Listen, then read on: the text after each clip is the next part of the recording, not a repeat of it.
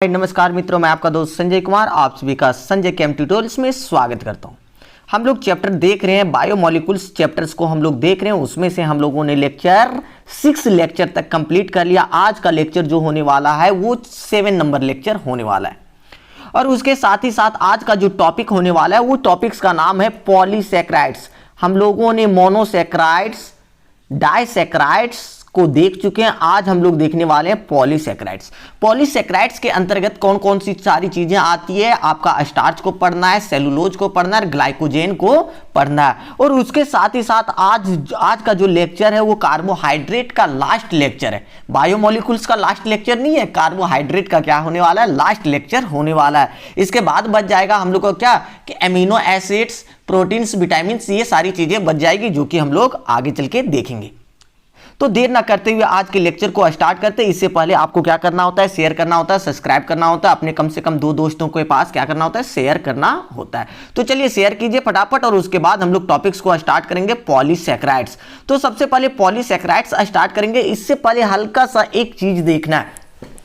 क्या होता है कि हर एक जगह पे हम लोग को यूजेज जरूरत पड़ रहा है क्या कि ग्लूकोज के स्ट्रक्चर का जरूरत पड़ रहा है, ग्लूकोज के स्ट्रक्चर का। तो जनरल स्ट्रक्चर जो ग्लूकोज का होता है हम लोग क्या देखते हैं, ऐसे करके रहता है CO, ऐसे H, इधर यहाँ पे C है, इधर क्या रहेगा वो H, यहाँ पे क्या है H, ऐसे करके देख लीजिए। C इधर H, तो इधर क्या रहता है वो H, यहाँ C इधर वो H, और यहाँ पे H, यहाँ पे C इधर वो H, और इधर क्या रहता है H, और यहाँ पे CH2 वो H, ऐसे करके रहता है।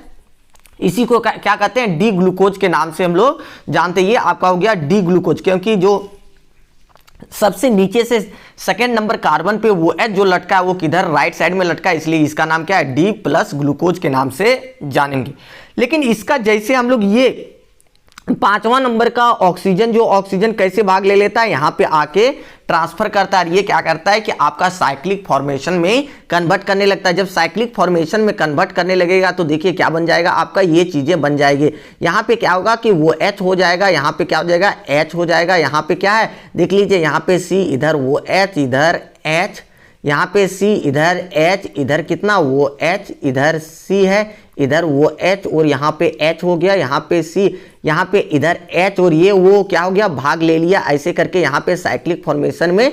तो यहाँ पे क्या बच गया, CH2 के साथ वो H बना दिया। तो देखिए ध्यान दीजिएगा यहाँ पे क्या हो रहा है चीजें कि यहाँ वाला carbon 1 number, 2 number, 3 number, 4 number, 5 number और 6 नंबर, ऐसे। तो 1 number carbon, 2 number, 3 number, 4 number, 5 number और ये 6 नंबर। तो देखिए कि फर्स्ट 1 कार्बन में जो एल्डिहाइडिक ग्रुप था, एल्डिहाइडिक ग्रुप से किस में कन्वर्ट हो गया, एल्कोहलिक ग्रुप में। एल्कोहलिक में वो H जो आया कन्वर्ट, वो किस साइड में आया, लेफ्ट साइड की राइट साइड। अगर राइट साइड में आ रहा है तो इसका नाम क्या होगा कि अल्फा डी ग्लूकोज के नाम से जाना जाएगा, अल्फा के रूप में। किस रूप में जाना जाएगा, अल्फा के रूप में। अगर ये वो H इधर आ जाए लेफ्ट साइड में तो इसका नाम क्या हो जाएगा, बीटा के नाम से जाना जाएगा, बीटा के नाम से। तो यहाँ पे राइट साइड में, इसलिए हम लोग क्या कहेंगे, अल्फा डी ग्लूकोज के रूप में। लेकिन इसी को अगर साइक्लिक स्ट्रक्चर के रूप में लिखेंगे तो क्या होगा, ध्यान दीजिएगा हल्का सा, यहाँ पे वो ऐसे करके, यहाँ पे देखिए ऐसे करके हो रहा है। यहाँ पे एकदम ध्यान देना अच्छे पूर्वक से, देखिए यहाँ पे आ जाएगा, यहाँ पे आ जाएगा, यहाँ पे और यहाँ पे आने वाला है।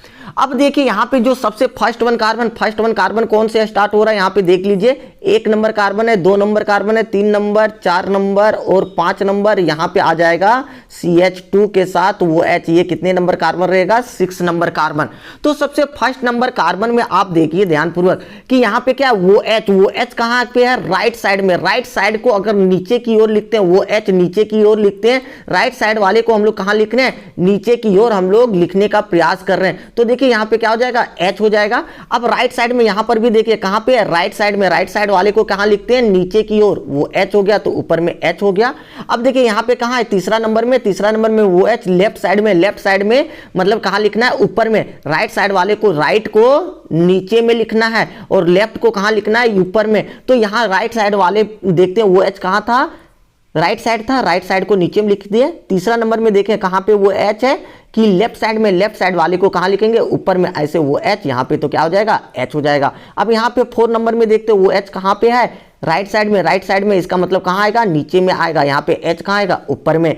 अगर यहाँ पे देखते तो ये तो क्या कर रहा है, साइक्लिक स्ट्रक्चर में भाग ले रहा है, देखो वो ऑक्सीजन के साथ, तो यहाँ पे देखिए ऑक्सीजन, उसके बाद एक कार्बन 5 नंबर वाला यहाँ भाग ले लिया, 6 वाला कहाँ है, देखिए ये आ रहा है, तो यहाँ पे बच क्या गया ऐसे। तो देखिए अगर नीचे की ओर अगर वो H लटक रहा है, इसी का सिंपल सा याद रखना है, राइट साइड वाला कहाँ पे आएगा, नीचे की ओर आपका आने वाला राइट साइड वाला नीचे वाला OH लिखना है हर एक जगह पे। तो अगर ऐसे करके लिखते तो ये क्या हो जा रहा है कि इसका नाम हो जाता है क्या, अल्फा के रूप में। ये तो ऐसी ऑलरेडी क्या है, डी ग्लूकोज है, लेकिन किसका डी ग्लूकोज है, अल्फा का डी ग्लूकोज के रूप में हो जा रहा है। तो इस प्रकार से इसका साइक्लिक स्ट्रक्चर को हम लोग लिख पाते। तो एक बार स्ट्रक्चर को याद रखिए, अगर यही क्या कर देता है कि अल्फा ना होके क्या कर रहा है कि बीटा है, तो बीटा के लिए हम लोग वो H कहां कर देते हैं, ऊपर, और नीचे क्या कर देते हैं, नीचे क्या कर देते हैं, H कर देते, तो वो क्या हो जाता है, बीटा हो जाता है। तो इस प्रकार से आपका क्या हो गया, अल्फा डी ग्लूकोज के रूप में स्ट्रक्चर हो जाता है। तो एक बार दिमाग में सेट कीजिए, उसके बाद जरूरत नहीं है इस चीजों को बार बार रिपीट करने की, ठीक है। एक बार लिख के प्रैक्टिस कर लीजिए। चलिए इसके बारे में हल्का सा देखते हैं। तो टॉपिक हम लोग का क्या होने वाला आज, पॉलीसैकेराइड्स। तो पॉलीसैकेराइड्स का टॉपिक लगा लीजिए। पॉलीसैकेराइड्स होता क्या है, तो पॉलीसैकेराइड्स क्या है कि सिंपल सा, अगर कोई पॉलीसैकेराइड्स कर रहा है तो इसको पॉलीसैकेराइड्स को अगर हम लोग हाइड्रोलिसिस कर रहे हैं, इसी का हाइड्रोलिसिस करा रहे हैं, वाटर के साथ ट्रीटमेंट कर रहे हैं, हाइड्रोलिसिस करवा रहे हैं, तो ये क्या करेगा, मेनी यूनिट में बहुत सारे मोनोसैकेराइड्स के यूनिट में टूट जाएगा। मोनोसैकेराइड्स कितना रहेगा उसका भी कोई गारंटी नहीं है, बहुत सारा मोनोसैकेराइड्स में ये टूट जाएगा। उसी को हम लोग क्या कहते हैं, पॉलीसैकेराइड्स के नाम से जानते हैं। क्लियर है। और ये क्या होता है कि ये इन्वायरमेंट में बहुत ही ज्यादा पॉलीसैकेराइड्स के रूप में पाया जाता है। ये क्या होता है कि इसमें लार्ज नंबर, मैनी कह सकते हैं, या लार्ज नंबर ऑफ मोनोसैकेराइड्स पाया जाता है, लार्ज नंबर ऑफ मोनोसैकेराइड्स पाया जाता है। तो एक दूसरे के साथ ये लार्ज नंबर ऑफ मोनोसैकेराइड एक दूसरे के साथ जुड़ेगा, तो किसके साथ जुड़ेगा, कैसे जुड़ेगा, ग्लाइकोसिडिक लिंकेज के साथ जुड़ जाएगा। ग्लाइकोसिडिक लिंकेज के साथ एक दूसरे के साथ मोनोसैकेराइड सारा जुड़ेगा, तब क्या हो जाएगा कि आपका पॉलीसैकेराइड्स का फॉर्मेशन कर देगा। उसके साथ ही साथ यहाँ पे क्या देखते हैं कि इसका जो क्या होता है कि कलर अगर बोले तो ये कलरलेस हो जाएगा, कलर लेस हो जाता है, कलर लेस होता है। उसके साथ ये कोई भी टेस्ट इसका नहीं होता है, टेस्ट लेस हो जाता है, टेस्ट लेस हो जाता है। और एमोर्फस के रूप में, मतलब छोटे छोटे दानेदार टुकड़े के रूप में, दाने के रूप में पाया जाता है। तो ये सारा चीज होता है। तो पॉलीसैकेराइड्स किसे कहेंगे कि वैसा मोनोसैकेराइड्स, मतलब वैसा सैकेराइड्स जिसमें बहुत सारे मोनोसैकेराइड्स भाग लेंगे एक दूसरे के साथ, किसके द्वारा, ग्लाइकोसिडिक लिंकेज के द्वारा। उसी को हम लोग क्या कहेंगे, पॉलीसैकेराइड्स के नाम से जानेंगे। तो ये हो गया आपका पॉलीसैकेराइड्स।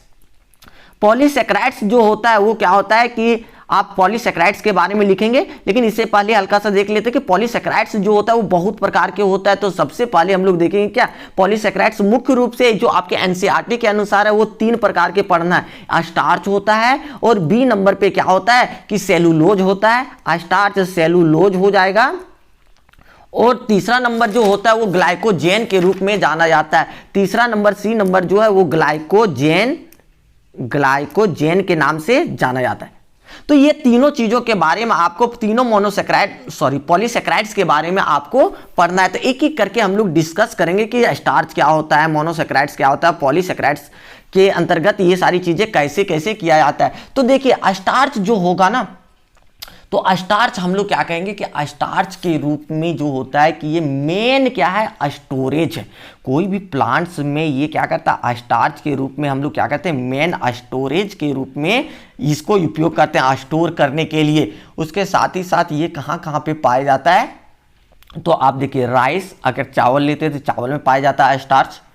आप ले लीजिए गेहूँ मतलब आटा, वेट ले लीजिए, इसमें पाया जाएगा। रूट्स ले लीजिए, रूट्स में आप ले लेते हैं, अगर आप करते कि पोटैटो ले रहे हैं तो पोटैटो एकदम क्या है, पोटैटो एकदम मुख्य सोर्स है किसका, स्टार्च का। ये क्या है, इसमें बहुत सारे ज्यादा स्टार्च पाए जाते हैं। स्टार्च को हिंदी में हम लोग कहते हैं मंड। 10th क्लास में हम लोग पढ़े थे मंड के रूप में। यह स्टार्च कहाँ पे पाया जाता है कि पेड़ पौधों के बीज जो होते हैं ना, बीज उसमें पाया जाता है। कह सकते कि बीज का जो बीज होता है उसमें पाया जाता है, उसके फलियां जो होता है उसमें पाया जाता है। तो यहाँ पे ये सारी चीजों में स्टार्च के रूप में पाया जाता है। तो ये क्लियर हो गया स्टार्च किसे कहते हैं। तो स्टार्च सिंपल सा कहना है कि ये क्या होता है, स्टार्च मेन स्टोरेज होता है, कार्बोहाइड्रेट का मेन स्टोरेज। ये मुख्य रूप से चावल, आटा, रूट्स वाले चीज़ों में, और उसके अलावा पोटैटो में पाया जाता है। क्लियर है। और ये क्या है कि सबसे चीपेस्ट, सबसे सस्ता है, सबसे सस्ता अगर स्टार्च को हम लोग को प्राप्त करना है तो कहाँ से मिलेगा? आलू से ही हम लोग को स्टार्च मिल पाएगा। ये क्या होता है कि बहुत ही ज़्यादा ये स्टार्च जो होता है ना, तो स्टार्च क्या है? एक पॉलीमर है। तो कैसा, किसका पॉलीमर है? तो अल्फा डी ग्लूकोज का ये पॉलीमर है। अल्फा डी ग्लूकोज मिल के क्या करता है कि आपका स्टार्च का फॉर्मेशन करता है। तो अल्फा डी ग्लूकोज अगर रहेगा तो यहाँ पे क्या होगा कि ये स्टार्च का फॉर्मेशन होगा। इसी से मिलने के कारण क्या होता है कि आपका स्टार्च का फॉर्मेशन होता है। स्टार्च जो होते हैं वो दो प्रकार के होते हैं। स्टार्च क्या होंगे? दो प्रकार के स्टार्च, दो प्रकार के होंगे। एक जो होता है वो क्या होता है? एमाइलोज। एमाइलोज होते हैं। एक स्टार्च जो है एमाइलोज है, और दूसरा जो है वो दूसरा क्या है? एमाइलोपेक्टिन है।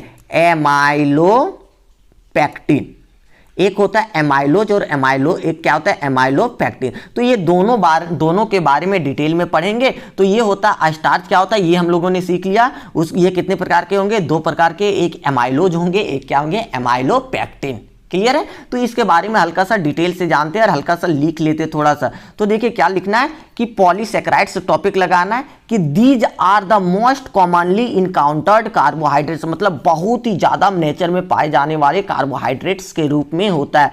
They are composed of a large number of monosaccharides. Polysaccharides का मतलब क्या है कि बहुत सारे मोनोसेकेराइड्स को जब एक दूसरे के साथ कंबाइंड करेंगे तब क्या होगा कि पॉलीसेकेराइड्स का फॉर्मेशन करेगा। लेकिन एक दूसरे के साथ कंबाइंड किसके द्वारा होगा? ग्लाइकोसिडिक लिंकेज के द्वारा होगा।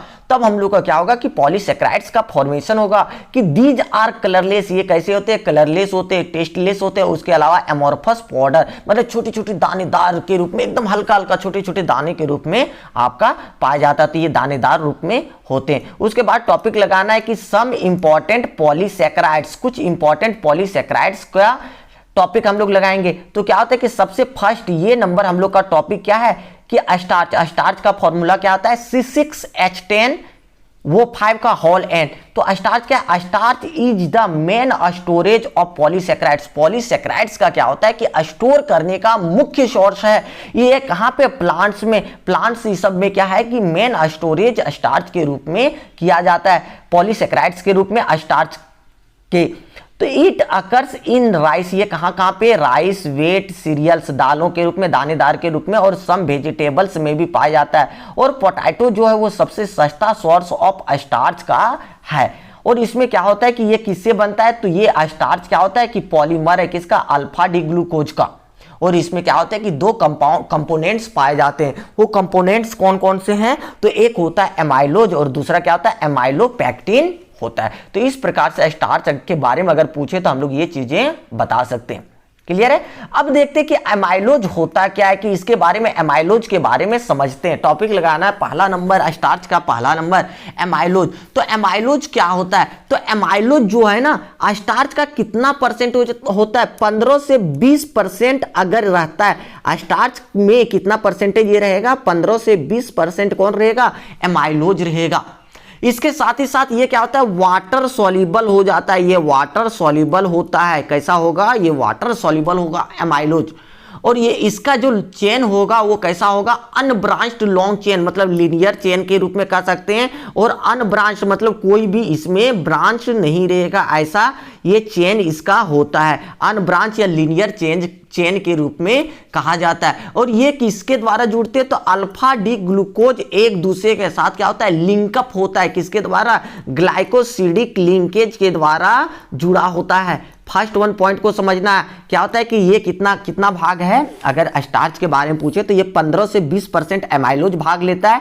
ये क्या होता है कि दूसरा क्या कर रहा है कि ये वाटर सॉल्युबल होता है। और तीसरा क्या होता है कि इसका स्ट्रक्चर कैसा होगा? लीनियर अनब्रांच्ड स्ट्रक्चर होगा। उसके साथ ही साथ क्या होगा कि ये अल्फा डी ग्लूकोज को लिंकअप किया हुआ रहता है। अल्फा डी ग्लूकोज को क्या करेगा? लिंकअप किया हुआ रहेगा। लेकिन अल्फा डी ग्लूकोज को लिंकअप तो करता है, लेकिन कहां पे ग्लाइकोसिडिक लिंकेज बनाता है? तो कार्बन नंबर 1 और कार्बन नंबर 4, एक ग्लूकोज का कार्बन 1 और एक ग्लूकोज का कार्बन 4 एक दूसरे के साथ 1 और 4 पोजीशन पे जुड़ा रहता है। और इस लिंक को हम लोग क्या कहते हैं? अल्फा लिंक के नाम से हम लोग जानेंगे। बातें क्लियर हो रहा है कि सबसे पहले याद रखना है 15 से 20% ये होता है स्टार्च में भाग लेता है, वाटर सॉल्युबल होता है, लीनियर होता है, और अल्फा डी ग्लूकोज होता है। इसका लिंकअप कैसा होता है 1:1 और कार्बन 4 अल्फा लिंक के रूप में होता है। बातें क्लियर है? तो इसका स्ट्रक्चर हल्का सा देखने का प्रयास करेंगे। तो देखिए आपका यहाँ पे क्या है, हल्का सा ध्यान देना, आपको ज्यादा नहीं। देखिए आपका क्या है कि जैसे अल्फा डी ग्लूकोज ले लेते हैं, ये है आपका अल्फा डी ग्लूकोज, ठीक है। अल्फा डी ग्लूकोज देख लेते हैं हल्का सा यहाँ पे ऐसे करके, और भी ले लेते हैं एक आध और ऐसे करके। देखिए यहाँ पे अल्फा डी ग्लूकोज लिख रहे हैं। अब इसमें क्या करते हैं, हल्का सा अल्फा है मतलब वो एच कहाँ आने वाला है, नीचे। यहाँ पे देखिए यहाँ पे क्या होगा वो एच, यहाँ पे क्या होगा एच, यहाँ पे क्या हो जाएगा वो एच, तो यहाँ पे क्या हो जाएगा एच, यहाँ पे वो एच। हमेशा राइट साइड वाले कहाँ लिखना है, नीचे में। यहाँ पे एच, यहाँ पे CH2 के साथ क्या होगा वो एच, यहाँ पे एच। ये बातें क्लियर है? यहाँ पर भी सेम हो जाएगा, यहाँ पे एच तो यहाँ पे क्या होगा वो एच, यहाँ पे वो एच, यहाँ पे एच, यहाँ पे वो एच, यहाँ पे एच, यहाँ पे वो एच, और यहाँ पे एच, और यहाँ पे एच, और यहाँ पे CH2 के साथ वो एच, ऐसे करके रहता है। यहाँ पे ध्यान दीजिएगा, ये क्या कर रहा है कि इसके साथ एक दूसरे के साथ ग्लाइकोसिडिक लिंकेज बनाने के लिए किसका रिमूवल होता है, वाटर का रिमूवल। और ये देखिए 1 कार्बन है, 2 कार्बन है, 3 कार्बन है, 4 कार्बन, 5 कार्बन, 6 कार्बन, ऐसे करके कर रहा है। यहाँ पर 1 2 3 4 5 और ये 6। तो यहाँ पे लिंकअप अगर हम लोग देखने का प्रयास करेंगे तो किसमें 4 कार्बन और 1 कार्बन, 1 और 4 कार्बन के साथ क्या कर रहा है ग्लाइकोसिडिक लिंकेज बना रहा है वाटर का रिमूवल करके। अगर वाटर का रिमूव कर देगा तो ये क्या करेगा ग्लाइकोसिडिक लिंकेज, लेकिन किसका अल्फा डी ग्लूकोज का ग्लाइकोसिडिक लिंकेज ये करता है, तब आपका क्या बन जाता है एमाइलोज का फॉर्मेशन करता है। और इसी प्रकार यहाँ पर भी ऐसे करके, यहाँ पर भी ऐसे करके ये जुड़ेगा आगे करके, और इसी प्रकार इधर भी जुड़ते जाएगा। तो इसी क्या होता है, ये क्या होता है लीनियर चेन के रूप में आपका स्ट्रक्चर होने लगता है। बहुत सारे अल्फा डी ग्लूकोज को जोड़ जोड़ के क्या करता है एमाइलोज, और एमाइलोज से क्या करता है स्टार्च का फॉर्मेशन आपका होता है। इसका हल्का सा स्ट्रक्चर को देखने का प्रयास करेंगे। देखिए आपका क्या स्ट्रक्चर है, यही है अल्फा डी ग्लूकोज, वो एच नीचे, यहाँ पे वो एच है, ये वो एच नीचे, दैट मीन्स क्या अल्फा डी ग्लूकोज के रूप में है। एक दूसरे के साथ अगर जुड़ रहा है तो देखिए ऐसे लीनियर स्ट्रक्चर में ये एक दूसरे के साथ, देखिए वो एच यहाँ नीचे था, यहाँ से ठीक है, यहाँ एच नहीं रहेगा, क्लियर है। देखिए ये क्या कर रहा है एक दूसरे के साथ एकदम लीनियर चेन में जुड़ रहा है, इसलिए इसका नाम क्या है एमाइलोज। अगर एमाइलोज कहे तो स्टार्च का एक भाग है जो कि 15 से 20% पाया जाता है, जो किस रूप में जुड़ा हुआ रहता है लीनियर चेन के रूप में। बातें क्लियर है? इस प्रकार से इसका स्ट्रक्चर होता है। तो यहाँ पे हल्का सा इसका क्या करेंगे स्टेटमेंट को लिखने का प्रयास करेंगे। तो पहला वन टॉपिक देना है कि एमाइलोज, पहला टॉपिक किसका देंगे एमाइलोज। इट कंस्टिट्यूएंट्स अबाउट 15 से 20% ऑफ स्टार्च। स्टार्च में कितना परसेंटेज इसका रहता है 15 से 20%। इट इज वाटर सॉल्युबल, यह कैसा होता है वाटर सॉल्युबल। इट इज या लीनियर पॉलीमर, ये कैसा पॉलीमर है लीनियर लंबा चेन के रूप में रहता है। ऑफ अल्फा डी ग्लूकोज, किसका लीनियर चेन पॉलीमर है अल्फा डी ग्लूकोज का। केमिकली एमोलाइज इज या लॉन्ग अनब्रांच्ड चेन ऑफ 200 से 1000 alpha D plus glucose units held together. क्या होता है कि इसमें अगर बात करेंगे केमिकली तो कितना 200 से लेकर 1000 तक अल्फा डी ग्लूकोज के यूनिट्स एक दूसरे के साथ जुड़ सकता है। कैसे? कार्बन 1 और कार्बन 4 के माध्यम से ग्लाइकोसिडिक लिंकेज करके ये एक दूसरे के साथ जुड़ जाता है। तो कार्बन 1 और 4 से जुड़ता है जो कि किससे अल्फा डी ग्लूकोज से, इसलिए इसका नाम क्या होता है अल्फा लिंक के नाम से इसको जाना जाता है। तो इसका स्ट्रक्चर कैसे होता है तो हल्का देख लेते हैं हम लोग नोट्स में किस प्रकार से स्ट्रक्चर लिख सकते हैं। तो देखिए इस प्रकार से आप देखिए यहां पर भी ऐसे क्या है कि और भी आगे जा सकता है। यहां पर भी ओपन हम लोग लिखे कि और भी इधर लंबा खींच सकते हैं, बहुत सारा लंबा कर सकते हैं। देखिए यहां पे वो H नीचे में था इसलिए यहां पे क्या है अल्फा डी ग्लूकोज के रूप में, इसमें भी सब में क्या है नीचे की ओर है इसलिए अल्फा डी ग्लूकोज। देखिए 1 और 4 कार्बन जुड़ा है तो इसका लिंकेज क्या है 1,4 ग्लाइकोसिडिक लिंकेज के रूप में होता है। तो इसी को क्या कहते हैं कि अल्फा डी ग्लूकोज के रूप में एक दूसरे के साथ लिंकअप हो रहा है और एमाइलोज का फॉर्मेशन कर रहा है। तो यहां पे बातें क्लियर हो गया एमाइलोज किसे कहेंगे। अब नेक्स्ट वन देखते हैं एमाइलोपेक्टिन। एमाइलोपेक्टिन क्या होता है तो एमाइलोपेक्टिन को समझते हैं स्टार्च के दूसरे भाग को, तो इसमें जो स्टार्च का जो भाग होता है इसमें कितना परसेंटेज होता है, तो वो 15 से 20% था, तो इसका कितना परसेंटेज रहेगा, 80 से 85% आपका कौन रहेगा, ये एमाइलोपेक्टिन रहेगा, 80 से 85% एमाइलोपेक्टिन रहेगा। ये क्या होता है कि वाटर में इनसॉल्युबल होगा, ये इनसॉल्युबल हो जाएगा वाटर में। वो कैसा होता था, ये सॉल्युबल हो जाता था, ये कैसा होगा, इनसॉल्युबल हो जाएगा वाटर में। ये कैसा बनाता था, लीनियर चेन पॉलीमर का स्ट्रक्चर बनाता था। ये कैसा बनाएगा, ब्रांच के रूप में बना देगा, एक दूसरे के साथ कैसे जुड़ेगा, ब्रांच के रूप में जुड़ेगा। यहां पे क्या होता है कि इसमें अगर देखें, यहाँ पे हम लोग एमाइलोपेक्टिन में, तो इसका लिंकेज जो होगा C1 और C4 तो लिंकेज होगा ही, इसके साथ ही साथ ये ब्रांच के रूप में C1 C4 के साथ साथ क्या करेगा, C1 और C6 का भी लिंकेज हो जाएगा एक दूसरे के साथ। कैसा कैसा, C1 और C6 का भी लिंकेज हो जाएगा, C1 C4 के साथ साथ C1 C6 ग्लाइकोसिडिक लिंकेज बना देगा। तो कम से कम याद क्या रखना है, एमाइलोपेक्टिन 80 से 85% पाया जाता है किसमें, स्टार्च में। ये इनसॉल्युबल होता है वाटर में, इसमें ब्रांच पॉलीमर होता है, इसमें क्या होता है, C1 C4 ग्लाइकोसिडिक लिंकेज के साथ साथ C1 C6 ग्लाइकोसिडिक लिंकेज होता है। बातें क्लियर है। तो इसके बारे में अगर आप बनाना चाहें तो कैसे बना सकते हैं, हल्का सा ये देखिए, इसका भी क्या कर रहा है कि अल्फा डी ग्लूकोज ही, इसको भी क्या चाहिए कि आपको अल्फा डी ग्लूकोज ही आपको चाहिए। यहाँ पे देखिए हमने क्या ले रखा है, अल्फा डी ग्लूकोज के रूप में ले लिया है, वो H नीचे, दैट मीन्स क्या, अल्फा डी ग्लूकोज के रूप में ये भी है। तो अल्फा डी ग्लूकोज को एक दूसरे के साथ कैसे जोड़ेंगे, तो देखिए एक दूसरे के साथ ऐसे लीनियर, इसका स्ट्रक्चर हल्का सा टिपिकल लगेगा, ऐसे करके इसको जोड़ के बना सकते हैं। ऐसे देखिए ये तो एक दूसरे के साथ 1 और 4 के साथ तो जुड़ा ही, लेकिन क्या कर रहा है कि 6, इसका 1 का 6 और इसका क्या, फर्स्ट 6 और 1 भी लिंकेज ये कर रहा है। एक और ये क्या है, अल्फा लिंक के रूप में तो रहता है, ये 1 और 4 लिंकेज तो है ही, उसके साथ ही साथ क्या 1 और 6 लिंकेज भी है, किस रूप में, ब्रांच के रूप में ये लिंकेज रहता है। इसलिए इसको क्या कहते हैं, इसको किस नाम से जाना जाता है, आपको एमाइलोपेक्टिन के नाम से जाना जाता है। तो यहाँ पे याद रखना है कि ये किस प्रकार के होगा, एमाइलोपेक्टिन ब्रांच के रूप में होगा। बातें क्लियर है। चलिए हल्का सा समझते हैं एमाइलोपेक्टिन के बारे में, थोड़ा सा लिख लेते हैं।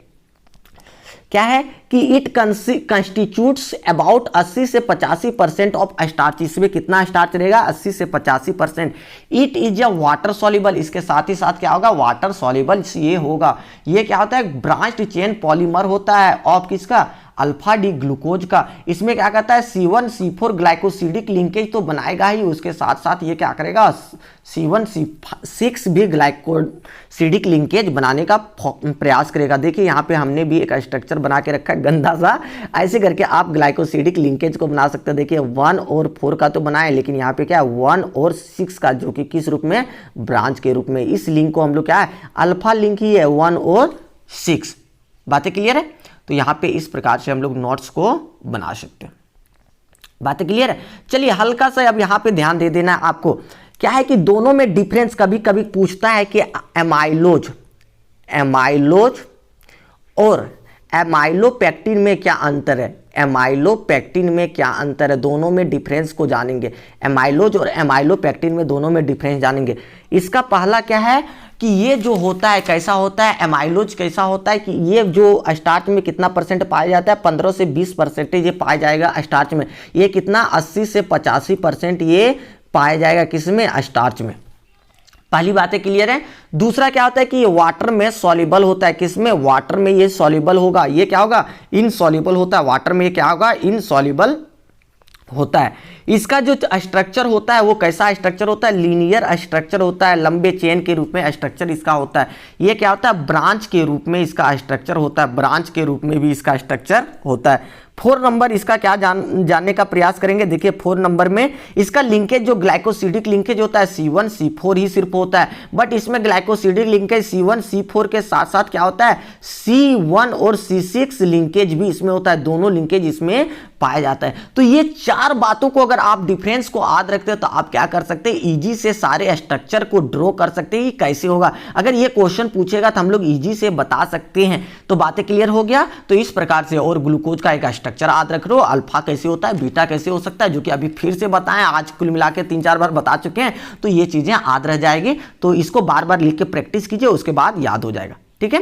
चलिए आगे बढ़ाते हैं, हल्का सा यहाँ पे क्या करते हैं कि सेलुलोज को देख रहे हैं। तो सेलुलोज क्या होता है, नेक्स्ट वन बी नंबर जो है आपका, किसका बी नंबर, आप यहाँ पे देख रहे हैं पॉलीसेकेराइड्स। पॉलीसेकेराइड्स का बी नंबर क्या है, हम लोग का सेलुलोज आता है।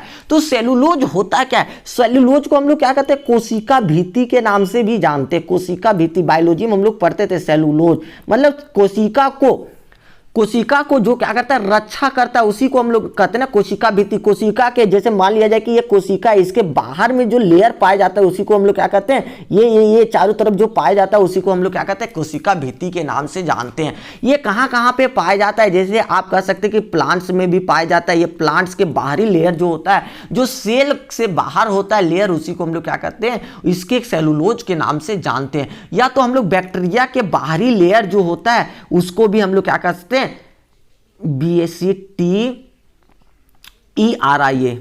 बैक्टीरिया। तो बैक्टीरिया के क्या कहते हैं कि बैक्टीरिया का जो बाहरी लेयर होता है वो भी किससे बना होता है, सेलुलोज से आपका बना होता है। तो कोशिका भित्ति किसको कहेंगे, सेलुलोज किसको कहेंगे हम लोग, जो डायरेक्टली क्या होगा, प्लांट्स या बैक्टीरिया का सेल वाल जो होता है उसी को सेलुलोज के नाम से हम लोग जानेंगे। इसका जो स्ट्रक्चर होता है वो कैसा होता है, लीनियर स्ट्रक्चर के रूप में ये होता है। और इसमें जो भाग लेता है वो कौन लेता है, बीटा डी ग्लूकोज भाग लेता है। इसमें अल्फा डी ग्लूकोज ना लेके कौन भाग ले रहा है, बीटा डी ग्लूकोज भाग ले रहा है। अल्फा नहीं, कौन ले रहा है, बीटा डी ग्लूकोज आपका भाग लेता है। बीटा डी ग्लूकोज का मतलब वो H कहां पे, ऊपर में रहेगा। इसको हम लोग क्या कर रहे हैं, बीटा डी ग्लूकोज के रूप में भाग लेता है। इसका जो लिंकेज जो होता है वो कैसा होता है, 1,4 ही ग्लाइकोसिडिक लिंकेज होता है। तो यहाँ पे वो H कहां पे, ऊपर में, तो ये क्या होगा, बीटा लिंक के नाम से इसको जाना जाएगा। देखिए कुछ मुख्य बातें ये याद रखना है। पहला बात क्या याद रखना है कि ये क्या होता है, सेल वाल होता है। सेलुलोज किसको कहते हैं, सेल वाल, जो क्या करता है, सेल को प्रोटेक्ट करने का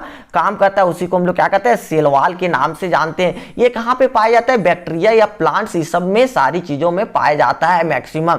जो कि क्या होता है, लीनियर स्ट्रक्चर के रूप में होता है, जो किससे बना होता है, तो बीटा डी ग्लूकोज से बना होता है। तो बीटा डी ग्लूकोज किसको कहते हैं, जिसमें वो H किस में रहेगा, साइक्लिक में, ऊपर में 1 नंबर पे वो H ऊपर की ओर लटका रहेगा, उसको क्या कहेंगे, बीटा डी ग्लूकोज के नाम से जानेंगे। तो ये बातें क्लियर हो गया। इसके बारे में हल्का सा देख लेते हैं, स्ट्रक्चर को भी देख लेंगे। क्लियर है। तो देखिए ये आपका क्या है, बीटा डी ग्लूकोज है, मतलब वो H यहीं पे, इतने देखना, आपको ज्यादा तो देखने की जरूरत नहीं है। ये क्या है कि वो H कहां पे, वो H कहां, ऊपर में, 1 नंबर पे वो H कहां पे रहेगा, ऊपर में, उसी को क्या कहते हैं, बीटा डी ग्लूकोज। इतना बार अल्फा और बीटा कर चुके ना कि हम लोग को क्या हो गया कि सारा चीजें याद हो गया, अल्फा कैसे होगा, बीटा कैसे होगा। तो ये हो गया बीटा डी ग्लूकोज सारा। देखो वो H जो नीचे, जो राइट साइड, उसको क्या लिखना है, हम लोग नीचे लिखते हैं। वही चीजें अगर एक स्ट्रक्चर को याद रखे तो सारा स्ट्रक्चर आपको क्या हो जा रहा है, ये रिविजन हो जा रहा है। इसके साथ ही साथ अगर सेलुलोज का अगर स्ट्रक्चर हम लोग देखने का प्रयास करेंगे तो स्ट्रक्चर कैसे हो रहा है, तो देखिए तो यहां पे ये क्या कर रहा है कि 1 और 4 के साथ, देखिए 1 के साथ और ये क्या 4 के साथ, किसके साथ, बीटा। बीटा मतलब ऊपर, यहाँ पे ऊपर वाले के साथ लड़ रहा है।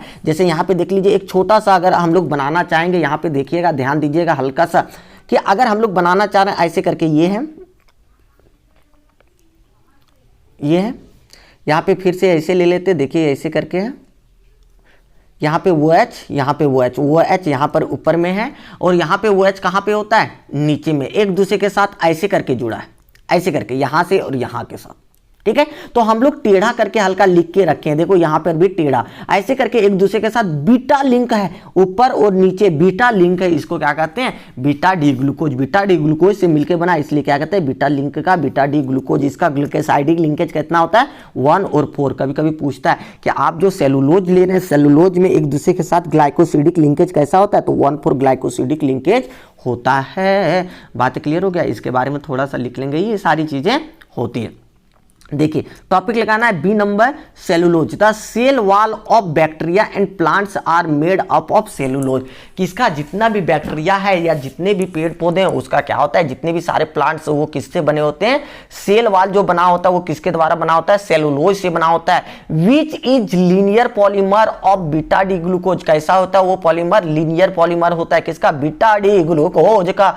विच are held together by 1,4 glycosidic linkage. एक दूसरे के साथ कैसे जुड़ा होता है, 1,4 ग्लाइकोसिडिक लिंकेज के द्वारा जुड़ा होता है, जिसको हम लोग किस नाम से जानते हैं, बीटा लिंक के नाम से आप जानते हैं। तो देखिए इसका अगर हम लोग स्ट्रक्चर लिखना चाहेंगे तो देखिए ऐसे करके आप लिख सकते हैं स्ट्रक्चर को। और यहाँ पे देखिए इधर भी हम लोग खाली रख सकते हैं, इधर भी बहुत सारा जोड़ सकते हैं, इधर भी एक दूसरे के साथ 1,4 के साथ जुड़ते जाएगा जुड़ते जाएगा जुड़ते जाएगा, ऐसे करके ये एक दूसरे के साथ जुड़ता है। तो इस प्रकार से इसका स्ट्रक्चर होता है। वो एस कहाँ था, ऊपर में, इसलिए इसको क्या कहते हैं, ये बीटा डी ग्लूकोज का था। तो ये बातें क्लियर होती है। आगे चलते हैं ग्लाइकोजेन के बारे में पढ़ते हैं, जो कि आपका क्या है, सबसे लास्ट वन टॉपिक है आपका किसका, पॉलीसैकेराइड्स का। तो ग्लाइकोजेन होता क्या है, इन बातों को हल्का सा समझते हैं। ग्लाइकोजेन क्या होता है कि कार्बोहाइड्रेट्स का जो क्या कहते हैं कि ये क्या है कि एनिमल कार्बोहाइड्रेट है, एनिमल्स का ये कार्बोहाइड्रेट के रूप में जाना जाता है, एनिमल्स कार्बोहाइड्रेट के रूप में ये जाना जाता है। बातें क्लियर है। यहाँ पे क्या कहता है कि ये जो प्रेजेंट होता है, कहाँ पे प्रेजेंट होता है, लीवर में प्रेजेंट होता है, मसल्स में प्रेजेंट होता है, लीवर में हो गया, मांस मसल्स जो होते हैं, हमारे मसल्स जो निकले होते हैं उसमें प्रेजेंट रहता है, ब्रेन में भी प्रेजेंट रहता है, ये सारी चीजों में प्रेजेंट रहता है। तो कार्बोहाइड्रेट जो है ना, वो क्या होता है कि कार्बोहाइड्रेट एनिमल्स का स्टोरेज के रूप में, जो कार्बोहाइड्रेट एनिमल्स में जिस प्रकार में स्टोर रहता है उसको हम लोग किस रूप में जानते हैं, ग्लाइकोजेन के नाम से जानते हैं। एनिमल्स में क्या करता है कि ये स्टोरेज रहता है आपका, जैसे कार्बोहाइड्रेट के रूप में ये स्टोरेज है, तो उसको किस नाम से जानेंगे, स्टोरेज को ग्लाइकोजेन के नाम से हम लोग जानेंगे। ये क्या करता है कि जब हमको एनर्जी का जरूरत पड़ रहा है, ये जब हम लोग को बॉडी में एकाएक क्या करते हैं, कुछ काम करते हैं या कुछ भी कर रहे हैं, एकाएक बैठे हैं, तो उसके बाद एकाएक काम करने के लिए हम लोग को जरूरत पड़ रहा है, तो काम करने के लिए तुरंत एनर्जी का जरूरत पड़ने लगता है। तो एनर्जी जो जहां से आता है वो क्या आता है कि एनर्जी ग्लाइकोजेन से आपका आ जाता है। कहां से एनर्जी आएगा, ग्लाइकोजेन से आपका एनर्जी आएगा। इसको जैसे हाइड्रोलाइट कराएगा एंजाइम्स के द्वारा, तो ये ग्लूकोज के रूप में आपका एनर्जी आ जाएगा। तो स्टोरेज के रूप में इसको हम लोग जानते हैं ग्लाइकोजेन को। तो थोड़ा सा 2 लाइन हम लोग लिख लेंगे इसके बारे में, ऐसी कोई दिक्कतें इसमें नहीं है। तो ग्लाइकोजेन के बारे में थोड़ा सा लिखते हैं। क्या है, C number glycogen. C number glycogen में क्या लिखते हैं कि it is called animal carbohydrate. इसको किस नाम से जाना जाता है, एनिमल्स कार्बोहाइड्रेट के नाम से जाना जाता है। It is present in liver, liver में, मसल्स में और ब्रेन में प्रेजेंट होता है कार्बोहाइड्रेट्स। कार्बोहाइड्रेट्स जिसको ग्लूकोज के रूप में कहते हैं, कार्बोहाइड्रेट में मुख्य रूप से glucose are stored in animals body as glycogen. Animals body में जो प्रेजेंट रहता है ग्लूकोज या कार्बोहाइड्रेट के रूप में, वो कैसे रहेगा, ग्लाइकोजन में। कभी कभी पूछता है कि बॉडी में जो प्रेजेंट है ग्लूकोज के रूप में एनिमल्स में, जानवरों में, वो कैसे रूप में जमा रहता है, तो ग्लाइकोजेन में रहता है। तो इसमें जब उसको जरूरत पड़ेगा एनर्जी का, तो वो क्या करेगा, ग्लाइकोजेन को हाइड्रोलाइट कर लेगा और उसको क्या करेगा, एनर्जी के रूप में प्राप्त हो जाएगा। इसका स्ट्रक्चर कैसा होता है, तो इसका स्ट्रक्चर क्या कर सकते हैं, स्ट्रक्चर जो होता है वो glycogen is similar to the amylopectin. Amylopectin का जैसा स्ट्रक्चर होता है, मतलब ब्रांच के रूप में होता है ना एमाइलोपेक्टिन का, तो इसका भी स्ट्रक्चर होता है उससे भी थोड़ा सा ज्यादा ब्रांच रहता है, हैवी ब्रांच के रूप में इसका रहता है। तो कभी पूछे कि ग्लाइकोजेन का स्ट्रक्चर कैसा होता है, तो एमाइलोपेक्टिन से भी हल्का सा हैवी ब्रांच के रूप में रहता है। तो इस प्रकार से हम लोग कह सकते हैं कि इसका ये चीजें होती है। तो आज का लास्ट वन टॉपिक जो है वो यूजेज ऑफ क्या है, कार्बोहाइड्रेट्स का यूजेज है, वो किस रूप में यूज करते हैं। तो लास्ट टॉपिक लगा दीजिए, यूजेज ऑफ कार्बोहाइड्रेट किस रूप में करते हैं। तो sucrose is the major component of our food. Sucrose जो है वो क्या है कि हमारे फूड्स का सबसे मेजर मतलब भोजन के रूप में हम लोग इसको करते हैं सुक्रोज के माध्यम से। पेपर्स जो बनता है वो कहां से बनता है, सेलुलोज, जो कि कहां से, कार्बोहाइड्रेट के अंतर्गत होता है। सेलुलोज से और भी क्या चीजें प्राप्त होती है, जैसे कपड़ा, ये सब किससे प्राप्त होता है, सेलुलोज से प्राप्त होता है। इसके साथ ही साथ एक देखिए बहुत ही अच्छी चीज है कि honey has been source of instant energy from the long time. क्या होता है कि अगर आपको खूब एनर्जी का जरूरत पड़ रहा है तो आप क्या कीजिए, थोड़ा सा हनी को पी लीजिए या हनी को ले लीजिए, तो आपको क्या होगा, इंस्टेंट एनर्जी देने के रूप में काम करता है। ये कौन कहता है, आयुर्वेद ये कहने का प्रयास करता है, आयुर्वेद। ठीक है, तो आयुर्वेद के माध्यम से क्या कहता है कि आपको इंस्टेंट एनर्जी के रूप में ये देता है। वो भी कितने, तुरंत के लिए नहीं, लॉन्ग टर्म के लिए, लॉन्ग टाइम के लिए एनर्जी देता है। तो इस प्रकार से आप क्या कर सकते हैं, ये चीजें होता है। तो इस प्रकार से हम लोग का क्या हो रहा है कि आज कुल मिला के क्या हुआ कि आपका कार्बोहाइड्रेट चैप्टर, मतलब बायोमोलिकुल्स का कार्बोहाइड्रेट टॉपिक क्या होता है, कंप्लीट होता है। तो ये टॉपिक्स कंप्लीट हो गया। नेक्स्ट वन क्लासेस में हम लोग पढ़ेंगे एमिनो एसिड्स पढ़ेंगे, ठीक है। एमिनो एसिड्स पढ़ेंगे, फिर प्रोटीन्स पढ़ेंगे, विटामिन्स पढ़ेंगे, इसके बाद हम लोग पढ़ लेंगे जो जो चीजें, तो वो सारी चीजें पढ़ के क्या करेंगे, कंप्लीट करेंगे। तो इसलिए क्या करना है कि अगर आपको ये लेक्चर पसंद हुआ तो लाइक करना है, शेयर करना है, सब्सक्राइब जरूर करना है। ठीक है, थैंक्स फॉर वॉचिंग। फिर मिलते हैं नई वीडियो के साथ, नई टॉपिक।